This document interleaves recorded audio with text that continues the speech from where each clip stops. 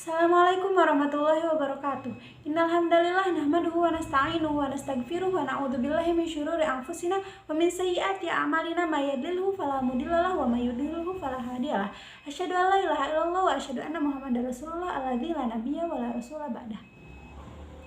Sebelumnya perkenalkan, nama saya Feni Rufaida Solihah dari Pendidikan Bahasa Arab semester 2B dengan NIM 1212030044. Di sini saya akan mereview materi sejarah peradaban Islam dengan judul kerajaan-kerajaan besar. Kemunculan 3 kerajaan Islam, yaitu kerajaan Turki Utsmani, kerajaan Syafawi di Persia, dan kerajaan Monggol di India. Yang pertama, Daulah Turki Utsmani adalah satu-satunya daulah di antara sekian banyak daulah yang ada dalam Islam yang berhasil menaklukkan Konstantinopel, walaupun sudah banyak daulah yang berusaha menaklukkannya sebelumnya. Puncak kejayaan Turki Utsmani dalam memperluas wilayah ekspansi adalah di tangan Sultan Sulaiman I yang terkenal dengan sebutan Sulaiman Agung dan Sulaiman Al-Qanum.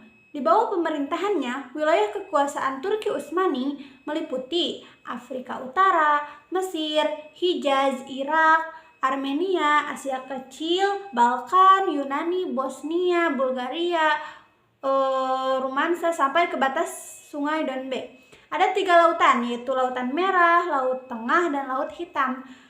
Kemudian masa puncak kejayaan Turki Utsmani pada 3 orang sultan, yaitu Sultan Muhammad Kedua dengan bergelar Al-Fatih atau artinya sang penakluk. Dia dapat mengalahkan Bizantium dan menaklukkan Konstantinopel yang sudah direncanakan dulu oleh Sultan Bayezid, anaknya Sultan Salim, dan kemudian Sultan Sulaiman I atau disebut Al-Qanum tadi.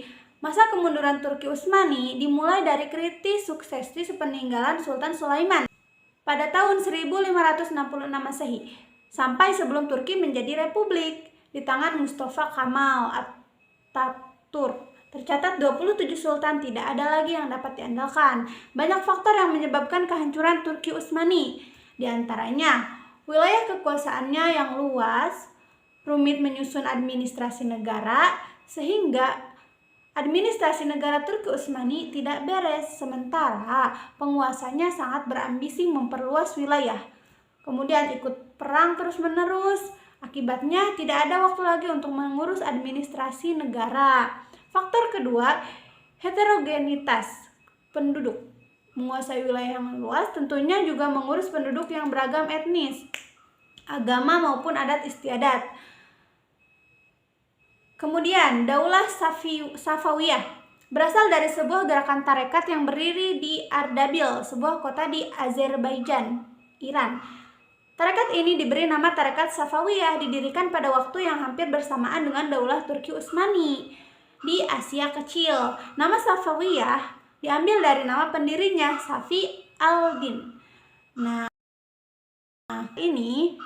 Pengikut tarekat ini sangat teguh memegang ajaran agama. Pada mulanya, gerakan tarekat Safawiyah ini bertujuan memerangi orang yang ingkar dan orang yang mereka sebut ahlul bid'ah.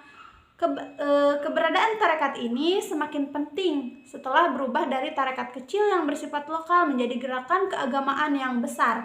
Artinya di Persia, Syria, dan Anatolia. Di daerah di luar Ardabil, Saf al-Din menempatkan wakilnya yang memimpin murid-muridnya yang diberi gelar Khalifah.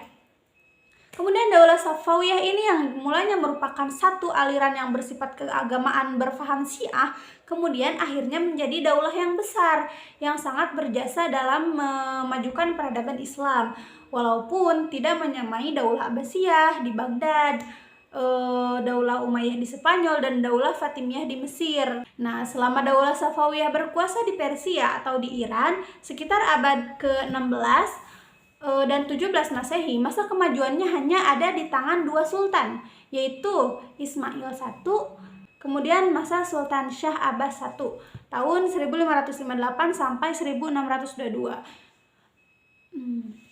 Bila dibandingkan dengan dua daulah lainnya, yaitu Daulah Turki Utsmani dan Daulah Mughal, dalam waktu yang sama, kalau di bidang ilmu pengetahuan, Daulah Safawiyah ini lebih unggul. Kemudian, di antara faktor-faktor kemunduran Daulah Safawiyah ini adalah konflik yang terus-menerus yang berkepanjangan dengan Turki Utsmani. Bagi Turki Utsmani, berdirinya Daulah Safawiyah ini yang beraliran Syiah menjadi ancaman langsung terhadap wilayah kekuasaannya. Akibatnya harus diperangi. Konflik di antara keduanya boleh dibilang tidak pernah padam, kecuali dulu Sultan Abbas I pernah mengadakan perjanjian perdamaian dengan Turki Utsmani. Setelah itu konflik kembali. Nah, kemudian ada faktor yang lainnya. Karena lemahnya sultan yang diangkat, sehingga mereka tidak dapat mempertahankan kekuasaan yang diwarisinya, apalagi memperluas. Sebaliknya, yang terjadi adalah konflik internal, memperebutkan kekuasaan di kalangan keluarga istana. Juga tidak didukung pasukan tentara yang kuat, karena pasukan Gulam yang dibentuk oleh Sultan Abbas I tidak memiliki semangat perang yang tinggi. Kemudian yang terakhir, Daulah Mughal. Daulah ini berdiri di anak benua India, seperempat abad setelah berdirinya Daulah Safawiyah di Iran. Sementara Daulah Turki Utsmani sudah 2 abad sebelumnya. Oleh karena itu, di antara 3 kerajaan besar pada periode pertengahan, Daulah Mughal inilah yang paling muda. Tetapi jauh sebelum ini, ekspansi Islam ke India sudah dilakukan pada masa Daulah Umayyah di Syria, sedangkan Al-Karaki, Syafi'iyah, dan Hanabilah mengatakan bahwa i'aroh atau ariyah adalah kebolehan mengambil manfaat dari barang yang dipinjamkan kepada peminjam. Dan demikian, menurut kelompok kedua ini, ariyah itu merupakan akad ibadah. Nah, pada masa kejayaan Mughal ini ada 4 orang sultan. Yang pertama, Sultan Akbar I. Yang kedua, Sultan Jahangir. Yang ketiga, Shah Jahan. Dan yang keempat, Aurangzeb. Daulah Mughal dapat melaksanakan kemajuan di bidang ekonomi lewat pertanian, pertambangan, dan perdagangan. Di sektor pertanian, hubungan komunikasi antara petani dengan pemerintah diatur dengan baik selama 1,5 abad. India di bawah Daulah Mughal menjadi salah negara adikuasa. Ia menguasai perekonomian dunia dengan jaringan barang-barangnya yang menguasai Eropa, Timur Tengah, Asia Tenggara, dan Cina. Selain itu, India Mughal juga memiliki pertahanan militer yang tangguh dan kuat yang jarang ada tandingannya. Ada beberapa faktor yang menjadi penyebab kehancuran Daulah Mughal, di antaranya sultan-sultan yang diangkat setelah Sultan Aurangzeb adalah orang-orang yang lemah, yang tidak mampu membenahi pemerintahan, ditambah lagi kemerosotan moral, hidup bermewah-mewah di kalangan elit politik yang mengakibatkan pemborosan dalam pengeluaran uang. Nah, 3 kerajaan Islam penting diciptakan pada akhir abad 15 dan awal abad 16. Kerajaan Utsmani di Turki, kerajaan Mughal di India, dan kerajaan Safawi di Persia. 3 kerajaan penting tersebut tampak lebih memusatkan pandangan mereka pada tradisi demokratis Islam yang membangun imperium absolut. Hampir setiap segi kehidupan umum dijalankan dengan ketepatan, sistematis, dan birokratis. Dan kerajaan mengembangkan sebuah administrasi yang rumit. Ketiga kerajaan besar ini seperti membangkitkan kembali kejayaan Islam setelah runtuhnya Bani Abbasiyah.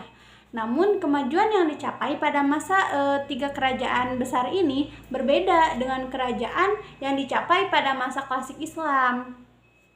Nah, kemajuan yang dapat dibanggakan pada masa ini hanya dalam bidang politik, kemiliteran, dan kesenian, terutama di bidang arsitektur. Mungkin dicukupkan sekian. Wallahu muwaffiq ila aqwamit thoriq. Wassalamualaikum warahmatullahi wabarakatuh.